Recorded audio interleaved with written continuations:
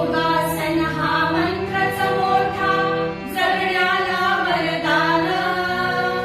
त्याच्यासाठी वेळ काढूया राहुया आता मान